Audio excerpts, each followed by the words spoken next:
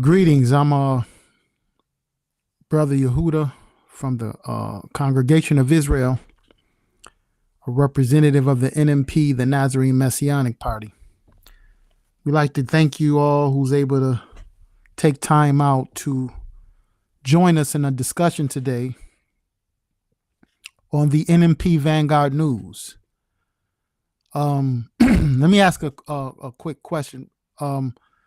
We have a brother, one of the brothers who want to get in. I don't know if you're able, Brother BA, but can you send him the link on Gmail? I am not able to do that at this moment. Okay, let me see what I can do. I'm gonna do it right now. Okay. All right. Thanks. So we like to welcome the viewers and listeners to the NMP Vanguard News.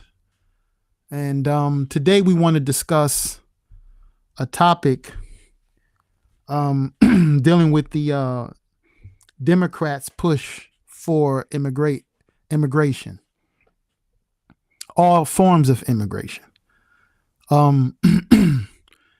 So we want to bring more content here to educate people politically. And so we have to go back and forth dealing with present and past. And this will help us also determine the future. Bear with me one moment, please. One moment.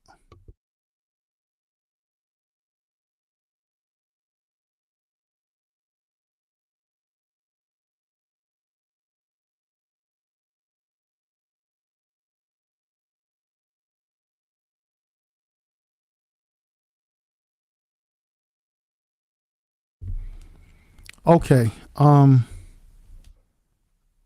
going to get into our discussion today.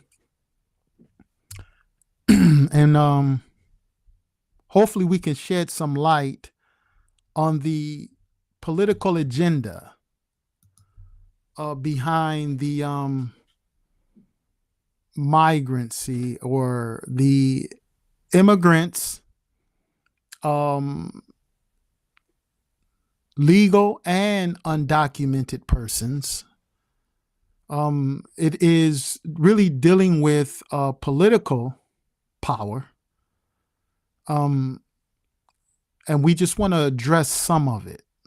We want to give a history in particular of the Democratic Party. In fact, we want to give a history of all political parties that have existed here in the West so we can understand them, how they have grown, and understand the political climate, the unique political climate that was built in the West, which began to spread over the rest of the globe. But however, we don't, as we said before, we don't want the immigration argument to turn into a battle between ethnicities. If we let it turn into a battle between ethnicities, we're going to fall into the old trap that was set in the 19th century, or probably even as well as the 18th century. So we're going to look at a couple of clips, and so we can get an idea on what we're dealing with as we look at today's political climate. And again, bear with me one other time. Hold on one second.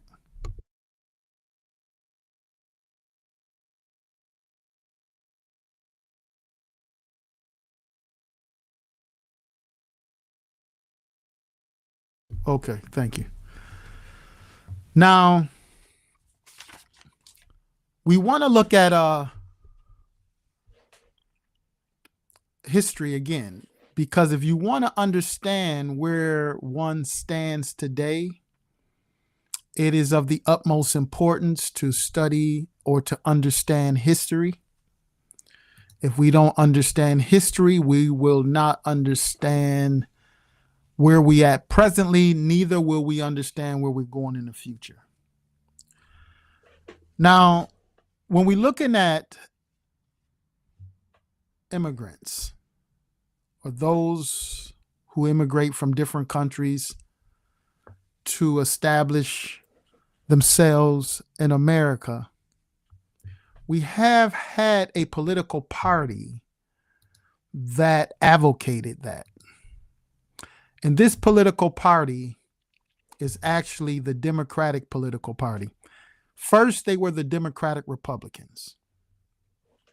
They had an internal feud, and then they broke off, or they split up and became just the Democratic Party. And eventually, we're going to go through this in the future as far as dealing with the Federalists, the Anti-Federalists, the Whigs, the Democratic Republicans, and also the birth of the Republican Party. But today we want to look at the Democratic Party. According to the write-up here, the Democratic Party is the oldest political party in the United States. Among the oldest political parties in the world, it traces its roots back to 1792, when followers of Thomas Jefferson adopted the name Republican to emphasize their anti-monarchical views.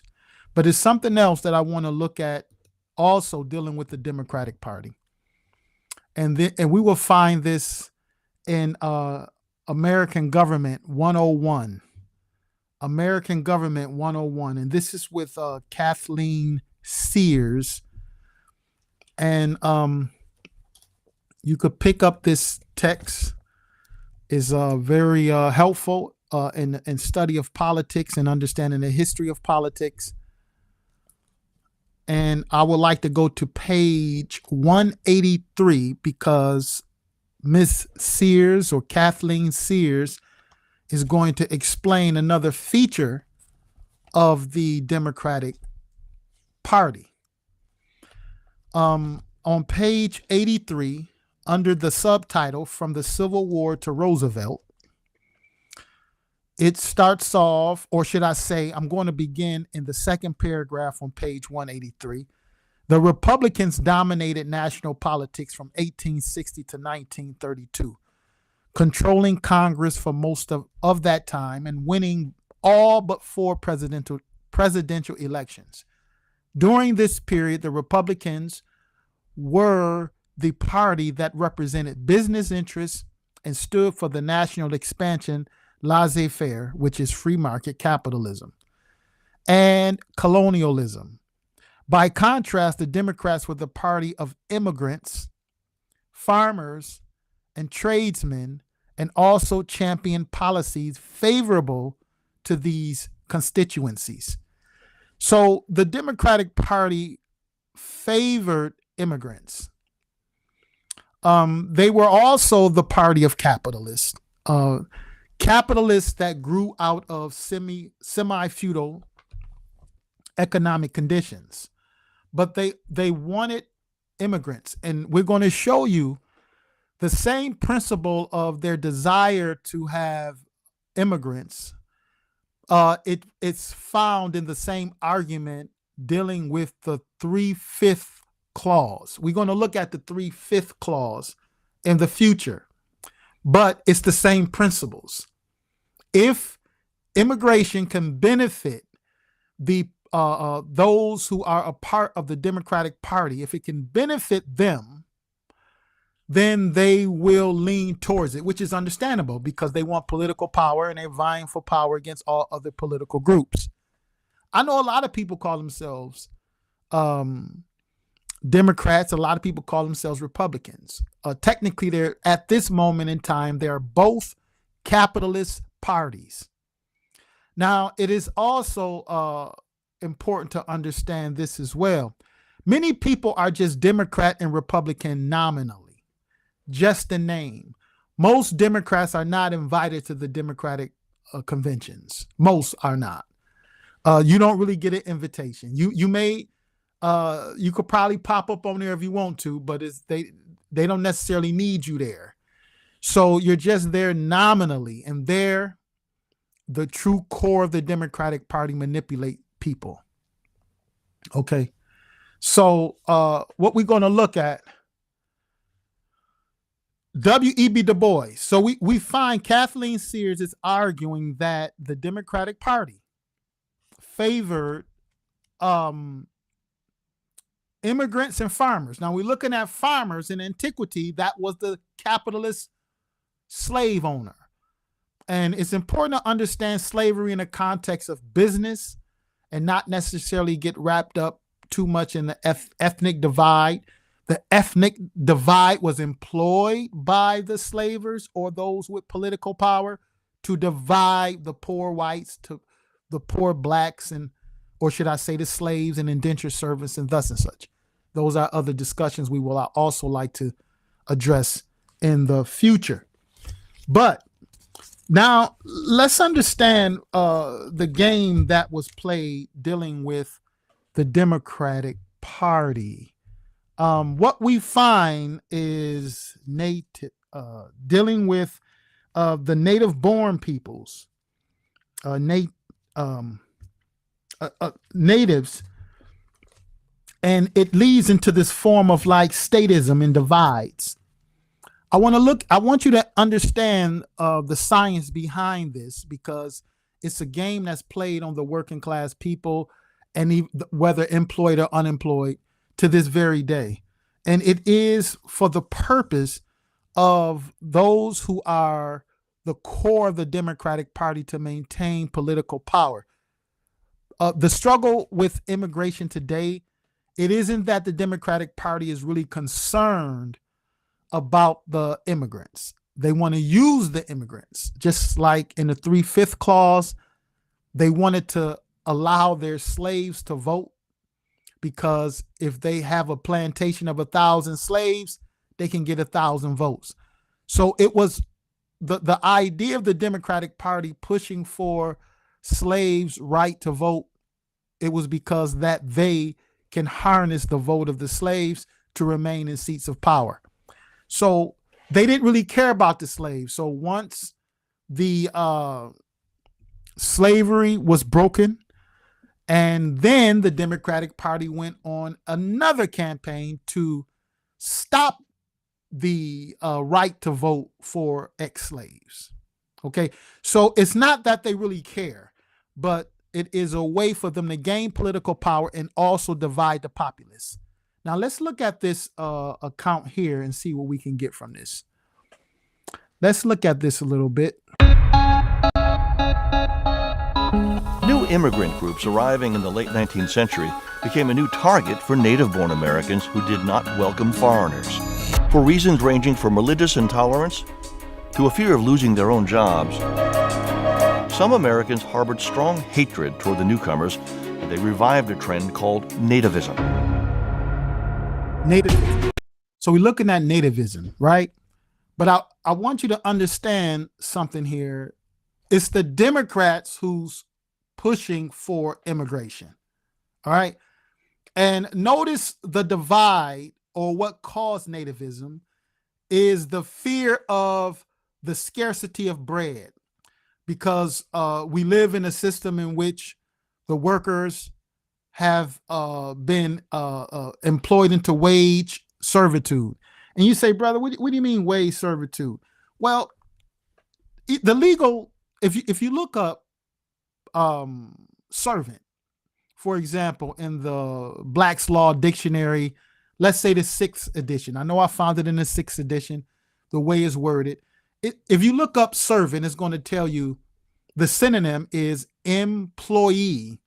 And if you look up master, it is synonymous, or is a synonym of employer. So this new type of economic system, we can choose masters. All right. Now, however, we are, the working class, are in subjection to the capitalist class. I don't want this to be a white and black thing. The white and black thing caused confusion. Why? Because you have black capitalists who look out for the interests of the capitalists. You have white capitalists who look out for the interests of the capitalists. But then we have white workers and black workers who are, they're all in the same boat. Okay. So we want to understand that is the working class, which is in subjection to the capitalist class. The capitalist class will be the employers. synonymous with master, the master class. And then, as Adam Smith rightfully called it, the workers, the working class, will be understood as the employees, which is synonymous, according to the Black's Law Dictionary, synonymous with servant. So if you look up servant, it is say employee. So what we have here is that the master class caused a divide among the workers. And this is what was being described early in this this excerpt here. Now let's look at this again, because it's going to describe the hostility with the workers as immigrants come in. So we're going to find it will be a divide among the people. And it'd be a mistake to believe, as Kathleen Sears argued, the Democratic Party wanted immigrants. It can serve several different purposes. All in the meanwhile, making obsolete one form of working class people and making more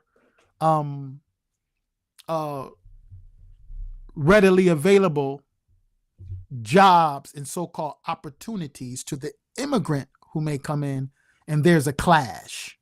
So what we find among the so-called Haitian migrants, African migrants, Asian migrants, South America or immigrants, we find the same clash, again, which is recorded in this section here, nativism. New immigrant groups arriving in the late 19th century became a new target for native-born Americans who did not welcome foreigners. For reasons ranging from religious intolerance to a fear of losing their own jobs, some Americans harbored strong hatred toward the newcomers, and they revived a trend called nativism. Nativism is a constant phenomenon in American history. It goes back to the colonial period. It surges in the old immigration period before the Civil War with Irish and German and other immigrant groups. And it again surges in the late 19th century when these new immigrants begin to arrive. As it had in years past, much of the anti-immigrant sentiment centered on economics. Some native-born Americans grew angry when immigrants would agree to work for lower wages, seeing this as a threat to their own livelihood. You see the commonality here in nativism. What we find, it was the same thing among the migrants who were migrating from the South up north, so-called freed slaves or African Americans. They were the migrants who was coming from the South. They were going up north and out west. They were strike breakers. They were used as tools to divide the working class. So what we have is a failure for us to critically analyze political tactic. So as far as we're concerned, the NMP, the Vanguard News, we want to educate politically, and not only that, we want to organize as well and begin to destroy this division among ethnicities and realize that we all have a common cause. So we see consistently there is this false scarcity of bread. So if the immigrant is coming or the migrant is coming, they're going to take your jobs. And this is pushed by the aristocratic class. All right. Now, the migrants, again, coming in, it is supported by the Democrats. As Kathleen, that's not to say no Republicans nowadays want it as well, but it's heavily pushed by the Democrats.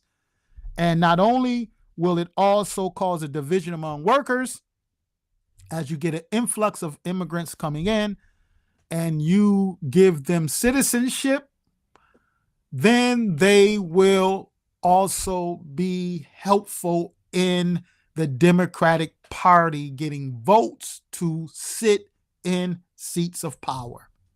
So let's finish this up a bit and just notice what's being said here about the division and the conflict, because one ethnicity or one group believes that another group is going to take their livelihood or their bread. Had in years past, Much of the anti-immigrant sentiment centered on economics. Some native-born Americans grew angry when immigrants would agree to work for lower wages, seeing this as a threat to their own livelihood. Other native-borns saw immigrants as low-class illiterates who brought poverty and crime to America's cities. Some of these beliefs were based on widespread prejudices against immigrants' religious practices. Not only do you have more Catholics arriving, but you now have Jewish immigrants arriving, so the religious makeup of America is clearly changing. As they had in decades past, anti-immigrant groups gained power in the late 19th century. With new names and newfound strength, these organizations would eventually gain political traction after the turn of the century.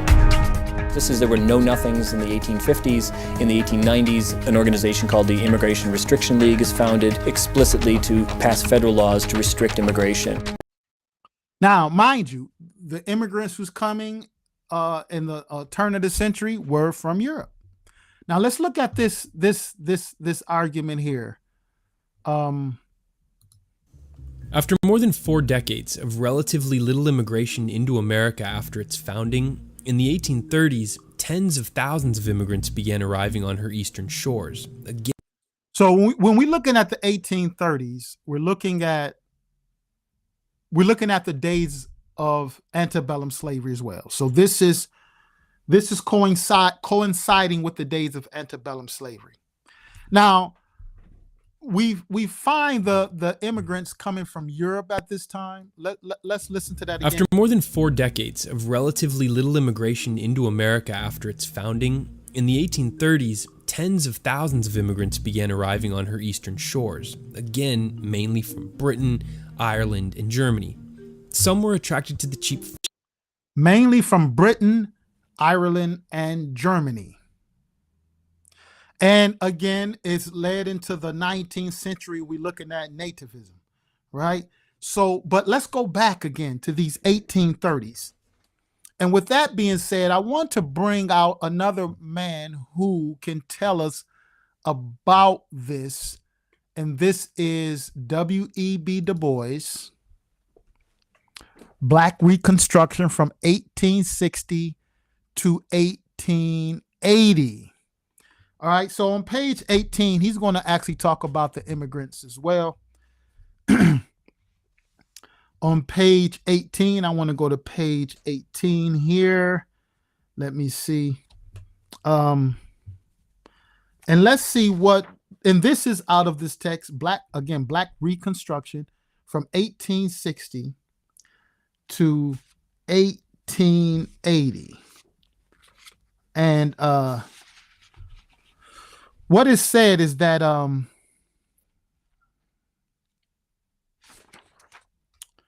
probably want page 18. Page 17. And this is chapter 2, The White Worker. Title, subtitle, chapter 2, The White Worker.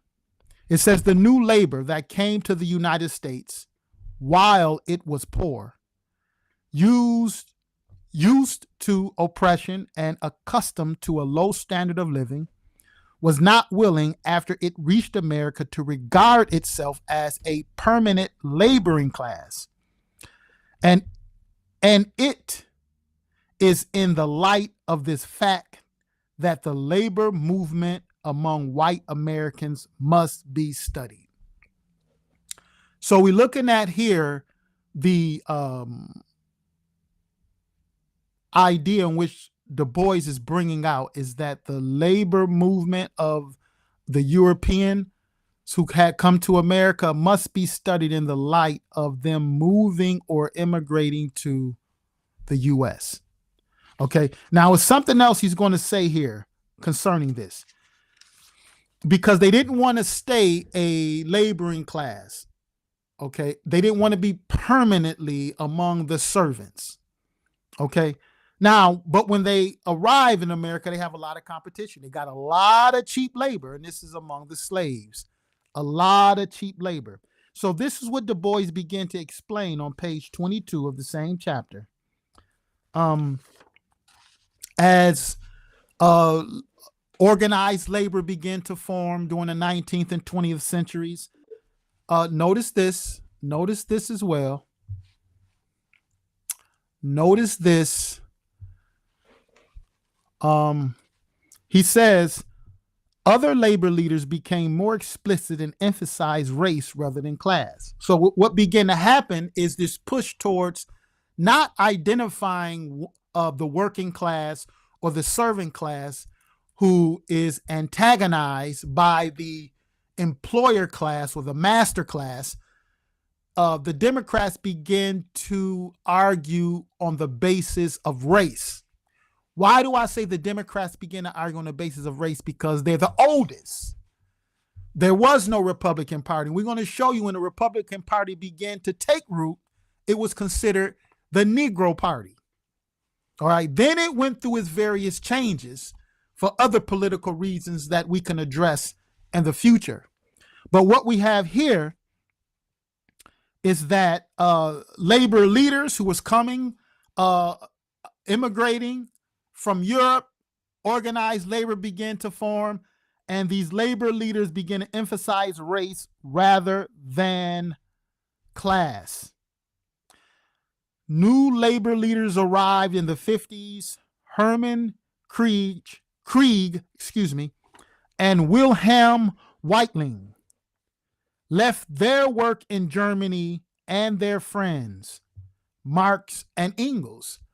But look who, again, confirming where are the migrants coming in the 1830s. After more than 4 decades of relatively little immigration into America after its founding, in the 1830s, tens of thousands of immigrants began arriving on her eastern shores, again, mainly from Britain, Ireland, and Germany. All right, so when we're looking at Germany, we're looking at Herman Krieg and Wilhelm Weitling. Now, notice this. Wilhelm Weitling, who came to America the following year, 1847, started much agitation, but gave little attention to slavery.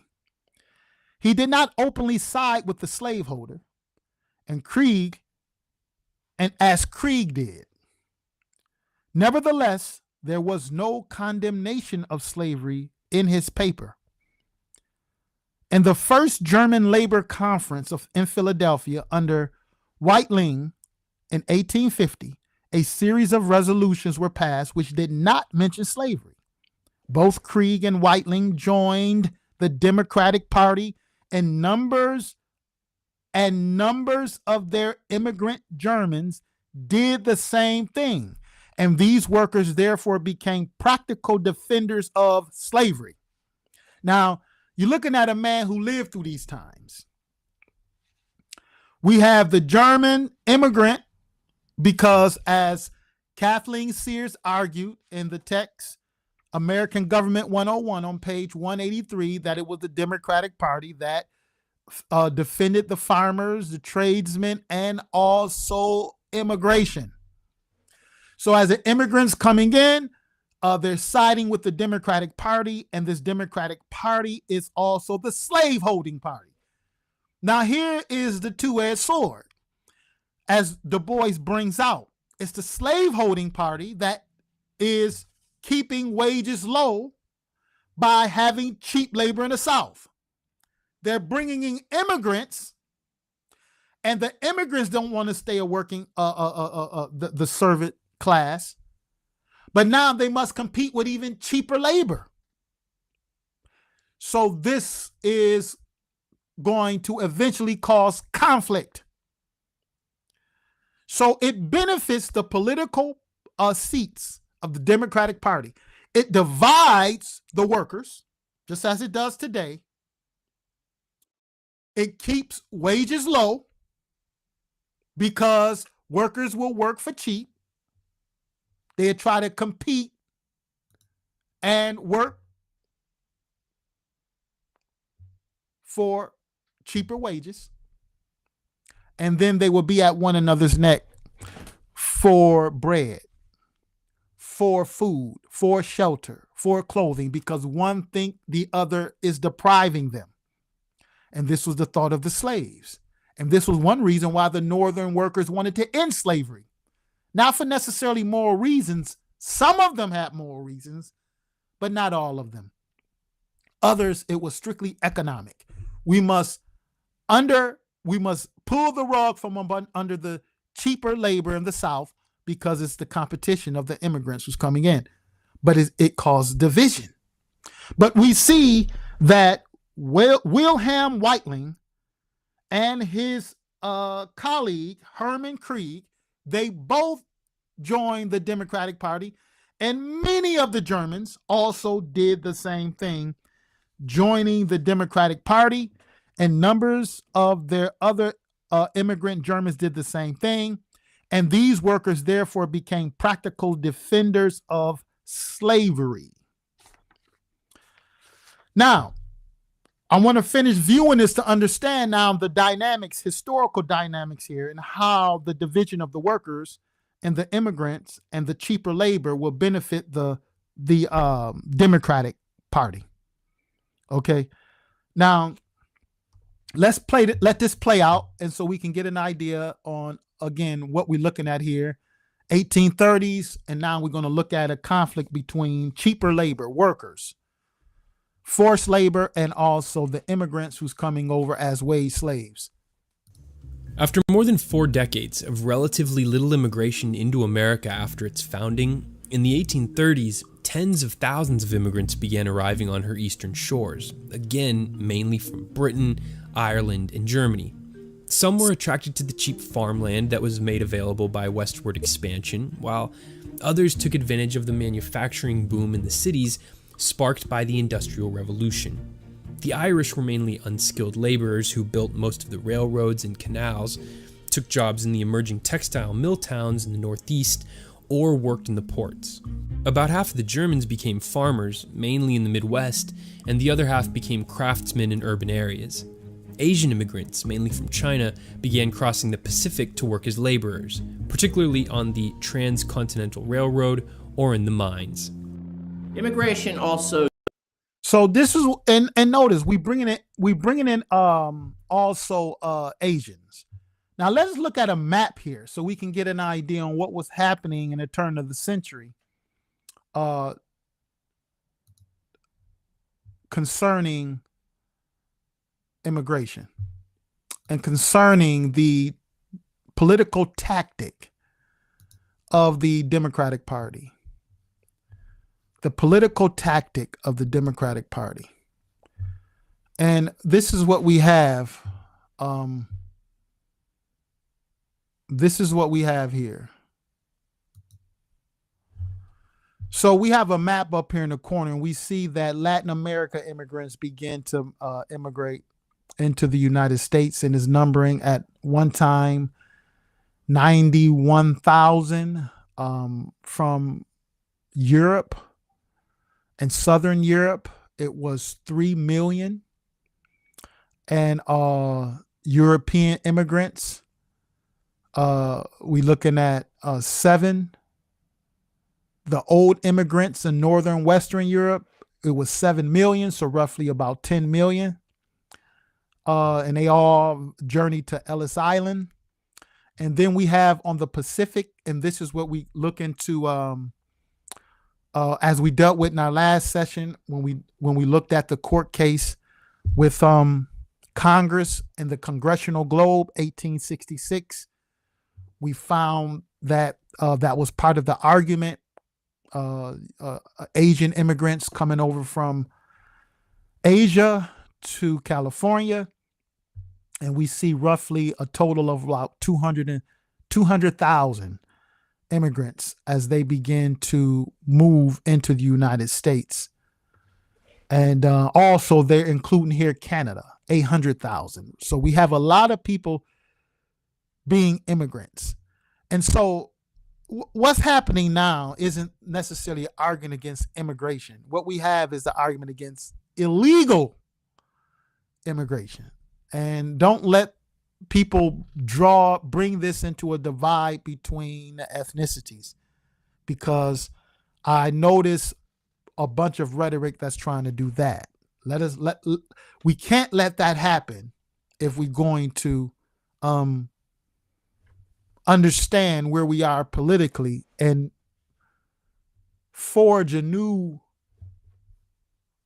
way of life that will benefit all the workers of the world.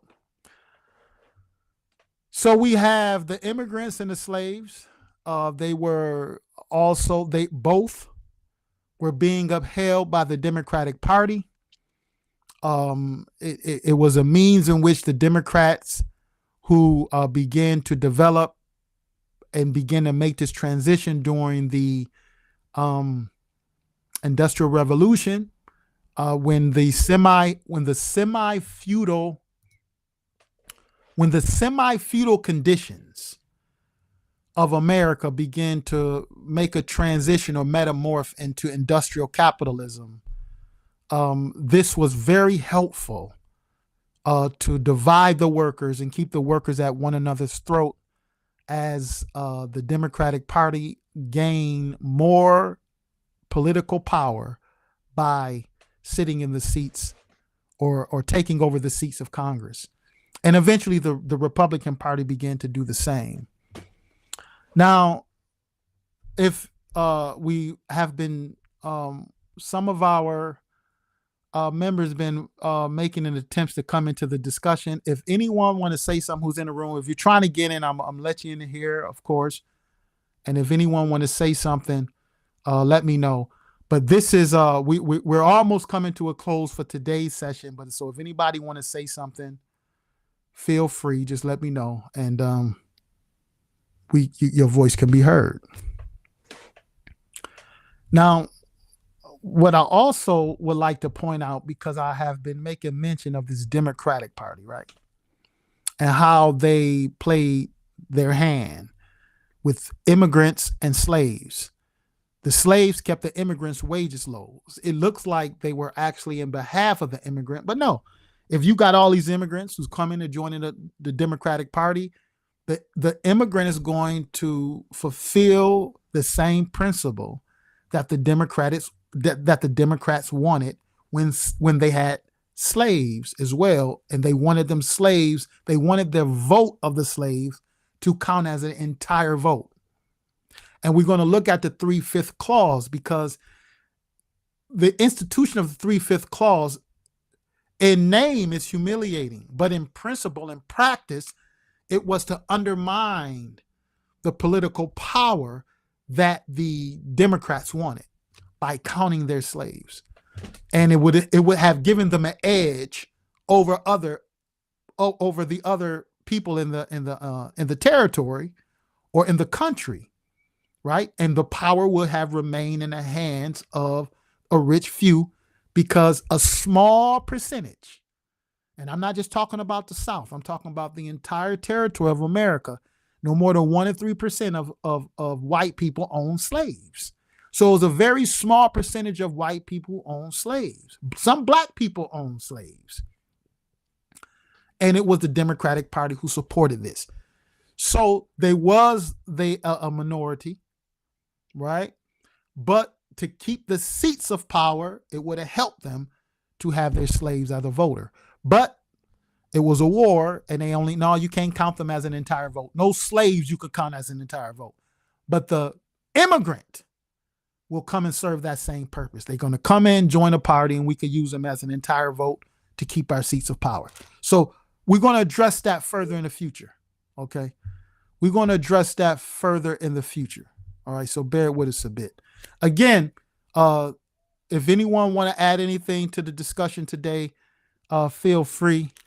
In the meantime, I'm going to go to this next video here just to bring some stuff out. And in fact, as a review, new immigrant groups arriving in the late 19th century became a new target for native-born Americans who did not welcome foreigners. For reasons ranging from religious intolerance to a fear of losing their own jobs, some Americans harbored strong hatred toward the newcomers, and they revived a trend called nativism. Nativism is a constant phenomenon in American history. It goes back to the colonial period. It surges in the old immigration period before the Civil War with Irish and German and other immigrant groups. And it again resurges in the late 19th century when these new immigrants begin to arrive. As it had in years past, much of the anti-immigrant sentiment centered on economics. Some native-born Americans grew angry when immigrants would agree to work for lower wages, seeing this as a threat to their own livelihood. So, and there they're showing the Irishman, and that was it. It was centered over economics, and they felt that the other ethnicity was threatening their livelihood. All in the meanwhile, it was the Democratic Party who sat in Congress, who held the money bag. All right? They have power of the purse. And so it's important for us to understand this even now moving forward, or we're going to fall to the same mistakes. And so let's look at this other clip so we can confirm what I was saying about the Democratic Party.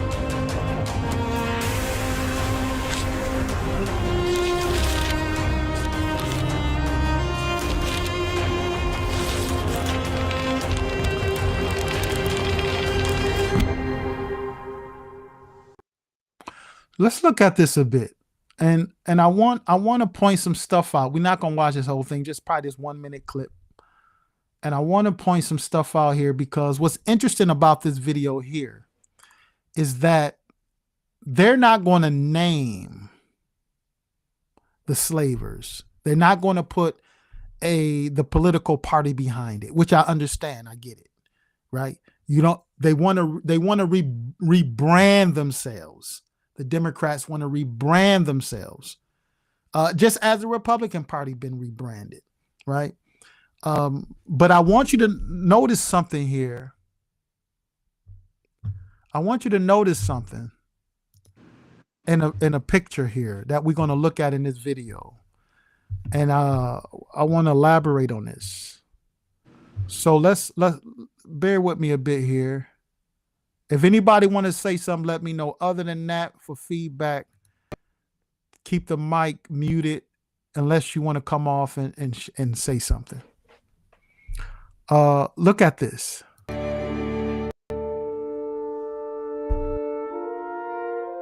During the 1800s, America was caught in transition. What had been an almost purely agricultural economy was in the first stages of an industrial revolution. This would result in the United States becoming one of the world's leading industrial powers by 1900. But the beginnings of the Industrial Revolution in pre-Civil War years was almost exclusively limited to the regions north of the Mason-Dixon line. Now, this map that we're looking at here, this is in the South. This is the Democratic strength here, slave holding states, and also the compromise that took place where every state that joins the Union, one may be a free state, another one will be a slave state. This was all workings of the Democratic Party to continue to keep political power. Okay. So again, in the future, we'll discuss the effects of the Industrial Revolution, God willing. But I want you to notice something here as well that the narrator is going to bring out. A line that symbolically divided the northern and southern states. The South was still predominantly agricultural. By 1815, cotton was the most valuable export in the United States. By 1840, it was worth more than all other exports combined, with the southern states producing 2/3 of the world's cotton supply. So you see the southern states producing 2/3 of the world's supply. The strength of the economy. Notice they're just going to say southern states. I want to identify the southern state by party. That is the Democratic Party. It's important for us to understand this. Slavery form, it was worth more than all other. This would result in the United States becoming one of the world's leading industrial powers by 1900. But the beginnings of the Industrial Revolution in pre-Civil War years was almost exclusively limited to the regions north of the Mason-Dixon line, a line that symbolically divided the northern and southern states. The South was still predominantly agricultural. By 1815, cotton was the most valuable export in the United States. By 1840, Cotton was the most valuable export in the United States. Cotton began to fuel the global economy, and it is being fueled or harnessed by the southern states, aka the Democratic Party. Remember, that's the oldest party. Okay, they beat out the Whigs, they beat out the Federalists, and we need to understand why and how. They put a lot of work in to this very day, and they are built on sophistry. But right now, and I mean by that truth and deceit, they sort of mix it up pretty good. But right now, as he's saying, southern states, I want you all to also understand it is the Democratic Party. And now the growth of cotton globally, the wealth of the economy, which will eventually be the global economy or fuel the global economy, is cotton. And so this will be the foundations of the aristocratic class in America. And these are the Southern planters, and they wanted the wealth and political power. And this is the Democratic Party foundation.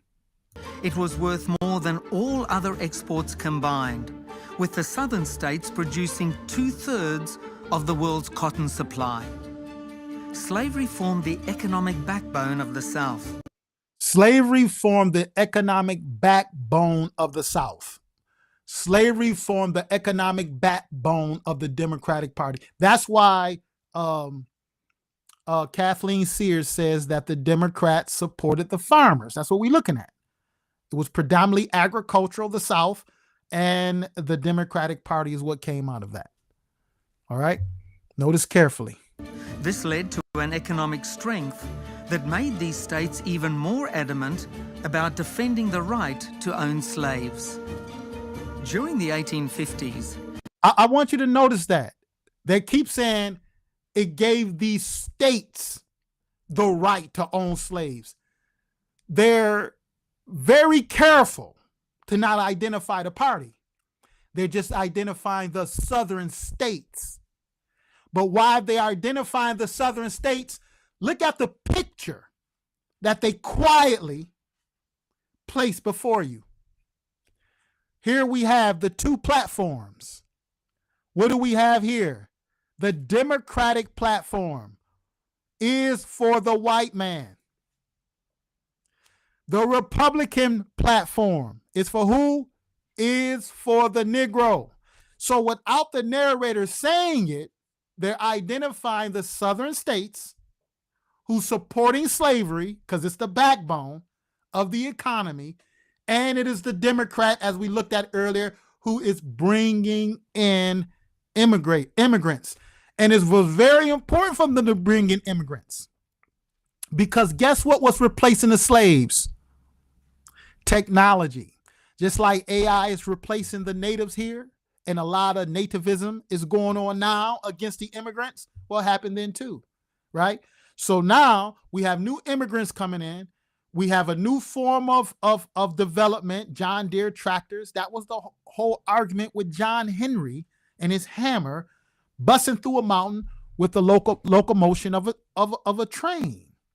So what we have, slaves becoming obsolete, native-born people here becoming obsolete, and the immigrants coming in. And it's going to cause a conflict. But at the same time, it's going to keep wages low, the masses divided, and the Democratic platform can continue to struggle or walk into the seats of power. It's the same old platform over and over again. And this is what we see here. He didn't say it by name, but they quietly placed this photo before us, the two platforms, the Democratic platform and the Republican platform. And we see the picture of the so-called white man, and we see the picture of the so-called Negro. And this is what is behind this. It's not that the Democrats really care. No, it's all about political power. So let me play this again before we close out, and I'll see if anyone want to add anything or discuss something before we Of close. the Mason-Dixon line, a line that symbolically divided the northern and southern states. The South was still predominantly agricultural. By 1815, cotton was the most valuable export in the United States. By 1840, it was worth more than all other exports combined, with the southern states producing 2/3 of the world's cotton supply. You see, they keep that get me. They keep saying southern states. Now y'all know he's talking about the Democrats. Slavery formed the economic backbone of the South. This led to an economic strength that made these states even more adamant. Slavery was the economic backbone of the South, or you can say slavery was the economic backbone of the Democratic Party and its heights or sustaining political power. All right. Defending the right to own slaves. During the 1850s, Lincoln returned to politics at a time when the nation's long-standing division over slavery was flaring up. In an 1858 Illinois senatorial race, as the secessionist sentiment brewed among the southern states, he delivered his now famous House Divided speech. Now we're gonna. This is only clip I want to show. Lincoln, you know, the Democratic Party make it seem like others want to change the Constitution. I say leave the Constitution alone. You see, we must study it. You understand? The people must study the Constitution. We must study so we can understand this political climate. Okay, but you know, when you're looking at Lincoln, Abraham Lincoln was accused of destroying the economy. Why? Because slavery was the backbone of the economy. So from one perspective, that's true. They ran on this platform destructive to the economy, your pocketbooks, and your stocks and everything gonna plummet. He's going to mess up the global economy because we supply cotton to the industries throughout Europe. They were right.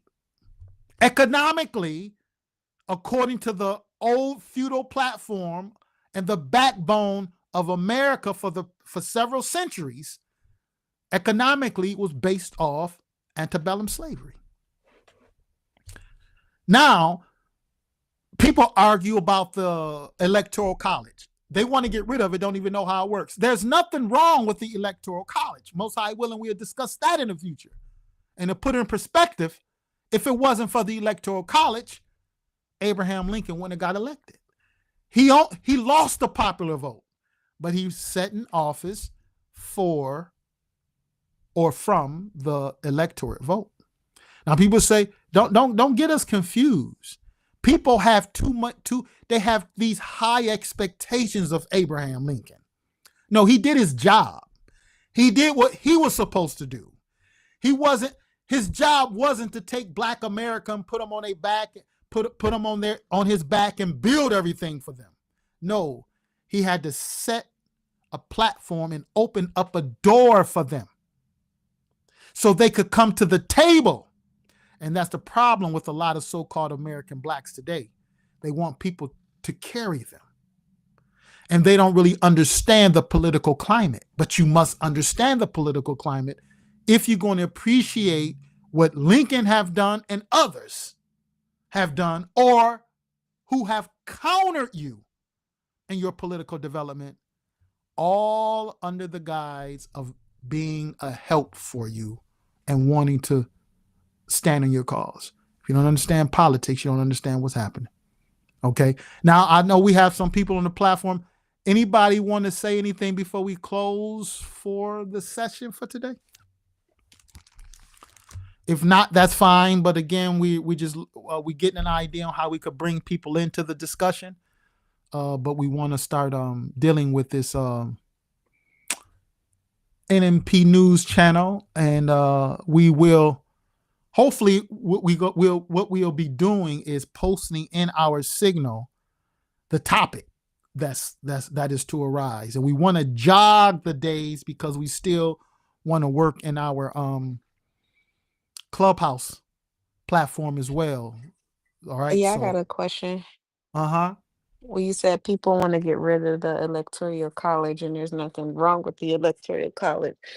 Um, how can it run more efficient today, or what is it that people need to do to better understand how it works so that they can use it to its advantage?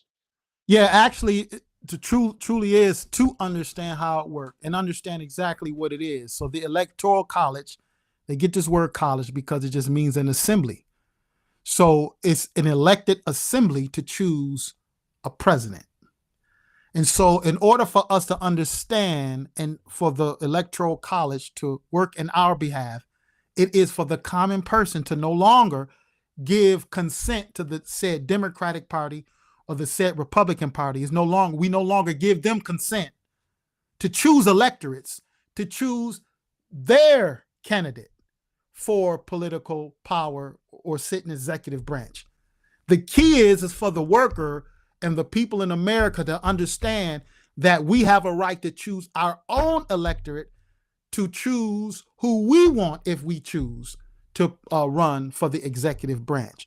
So the key is for the people to begin to focus not necessarily on the presidential candidate, but on the power of the electorate. Who's choosing them? Because the people have right to choose their own electorate, but we don't fight for that. We just give consent to the Republican Party, and electorates are just chosen at that time, right? So yeah, we need to begin to as working people to understand that we're just giving our consent. If we want the electoral college to work for us, we must elect our own college. We have to have our own electorates. And oftentimes that deals with not just taking the candidate that the Democrat or the Republican placed before us. If that's clear, or at least partially. That makes sense. Thank you. Anybody want to add anything or say anything for our discussion today? No? So I think the link this link is reusable. So again, we want to jog the days so we could come on and you know how we talked about doing our political education classes. And so some of our political education classes will be on this. Okay, some of them will be in-house. Some of them we will also do on the NMP Vanguard News as well. Okay. So I don't necessarily want to go this length all the time. I definitely want to max out. I definitely don't want to go over an hour. So this also give reasons for us to break the subjects down bit by bit. Okay. So we can keep it in a timely fashion and also entertain feedback or questions and stuff like that from those who's on the panel with us. All right. So with that being said, I'm going to close out for today's session. Greetings to all of the comrades and brothers and sisters who came in. Now, again, anything else before we close? Everybody, you got your little time. You want to say something? Feel free. And let me put this up too. Because this is also something that we are pushing. Being involved in politics. We are also pushing as we God willing, increase and set up more chapters in other areas. This is something we want to offer, city by city, state by state, county by county, wherever we set chapters up, and that is voting and political awareness. And I like to argue what Plato brought out. One of the penalties for refusing to participate in politics is that you end up being governed by your inferiors. Okay.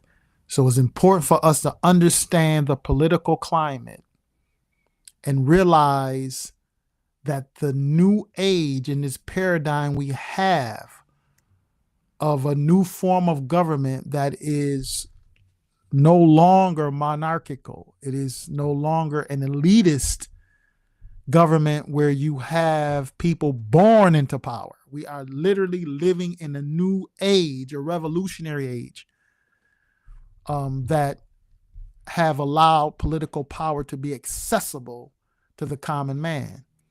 And great confusion is pushed so people won't recognize that. All right. So I'll end with that for today. And Most High willing, we will meet again. And I am Brother Judah signing off today for today's session. And all of you who are sincerely searching for truth, liberation, and freedom, and I mean freedom from the toil and everything else that we face, that the workers face, and more leisure and more time to enjoy life. All of you who are sincerely searching for that, we ask you to join us, meet with us again, and hopefully we can build a chapter in your area if you're interested. Other than that, I'm going to close out. And to the next time, we hope to